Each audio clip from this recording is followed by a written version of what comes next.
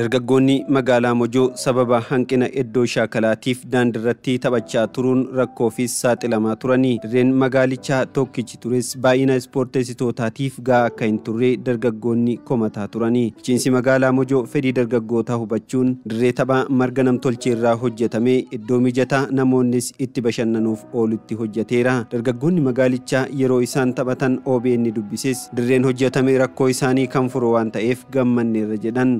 Guddaan nutti toreera. Maaliifin istaadiyoomii kana nu hojjetamuu isaatiif gammachuu guddaan nutti dhaga'ama. Tanaan dura waan akkana argine hin beeknu nuti magaalaa Mojoo keessatti wanta ta'een hin beekne ta'ee jira. Istaadiyoomii akkana hojjechuun baay'ee gaariidha.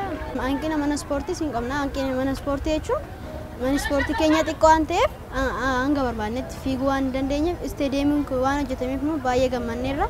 Asii achi fiignee hojjechuu hin dandeenya baay'ee bal'aadha. Dabalataanis as keessatti wantoota garaagaraa agarsiisa garaagaraatiif irratti hirmaachaa jirra nuti illee dabaree dabalatee immoo dammaqina ganama maas ispoortii garaa dargaggoo ispoortiitiin nu hirmaachisanii irratti hojjechaa ni jirraani. Itti gaafatamaan waajjira dargaggoo fi ispoortii magaalaa Mojoo obbo Shuumii Abarraa tanaan dura ijoolleen daandii konkolaataa irratti taphachuun yaaddoo guddaa ture. Rakkoo sana xiqqeessuuf dirreen kun shoora olaanaa qaba jedhan. Bulchiinsi magaalaa dirree kana fedhii ispoortistoota magaalaa keenyaa guutuudhaaf hanga ta'e keessattuu guddattootaaf jecha dirree kana kan hojjete ta'uu isaa jechuudha. Kunis ta'ee dirreen tokkichi ijaarameef rakkoon dargaggootaa guutumatti furame jechuu miti. Dirreen jirus qulqullinaan qabamee kan dabalataa barbaachisa. Bulchiinsi magaalaa isa kana itti yaaduu qaba jedhan. Akka argitan garatti yeroo nu ilaaltan kunoo ijoolleen dabaree eeggatanii isteepiraan jechuudha. Istaadiyoamiin akkana magaalaa keessatti osoo guddootaaf illee kophaatti hojjetamee fi gaariidha. Kun waan jalaa xiqqaatuuf. Dirree guddichi sun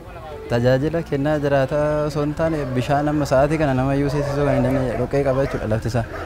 Yeroodhaaf waan hojjetamee mitiin yerrichi ijoolleen irree kan itti taphatanii miti roobni ganama roobe sa'aatii booda sa'aatii naannoo 10 keessa dhaqanii itti taphatu jechuudha. Bulchiinsi magaalaa akkuma kana akkuma istaadiyoomii kana nu hojjete istaadiyoomii biraatirree kan akkanaa fakkaatu lamaa sadii iddoo itti nu dabalee kassaabanaas kan kubbaa miilas itti nu dabalee iddoo hojjete dargaggoon keenya ispoortii hojjechuudhaaf duubatti hin deebi'u jechuudha magaalaa keenya keessatti. Baay'inaan magaalli kun kubbaa miilaa irratti hirmaata waan ta'eef namni dirree sana bareessee hojjetamee fi tuni dirree itti agarsiisa waan ta'eef inni sun immoo dirree bal'inaan itti taphatamutti dirree guddaa ta'ee akka itti hojjetu bulchiinsi magaalaa akka itti hojjetu jedha. Bulchiinsi magaalaa Mojoo gaaffii dargaggootaa deebisaa ture kan jedhan obbo Shuumii Abarraa ammas hanqinoota jiran bara itti aanu keessatti furuuf bulchiinsa magaalaa waliin qindoominaan akka hojjetan dubbataniiru.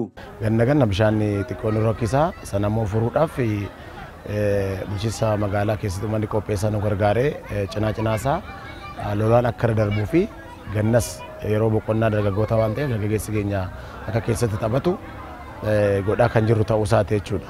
Bara itti aanutti dirreewwan hin jiraniin dirreewwan kun immoo taphaaf mijataa akka ta'an gochuu irratti bulchiinsi magaalaa karoorfatee kan itti deemaa jiru ta'uu isaati.